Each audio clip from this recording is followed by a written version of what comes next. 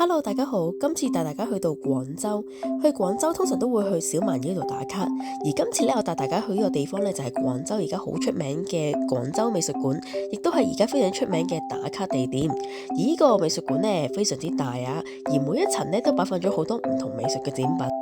而除咗畫之外咧，呢度亦都會加插咗一啲 LED mon 俾參觀者去做一啲互動嘅喎，好啱小朋友嚟呢度玩。咁靚嘅美術館呢，原來呢度嘅門票呢係唔需要俾錢嘅喎，所以呢，呢度呢好多廣州嘅本地人呢亦都會帶小朋友週末嚟呢度行下去逛下，行到攰攰地呢，亦都可以落去地下呢間咖啡店呢去叫杯咖啡同埋叫啲嘢食喺度唞一唞。而今次呢，我就叫咗呢個文創咖啡，價錢就少少貴，但係都幾有特別。我呢杯咖啡嘅花紋呢，就係呢度藝術館嘅天花板嘅圖案。等到6點鐘，美術館嘅外面終於着燈啦，同隔離嘅小蠻腰一齊，非常之靚，非常之啱打卡啊！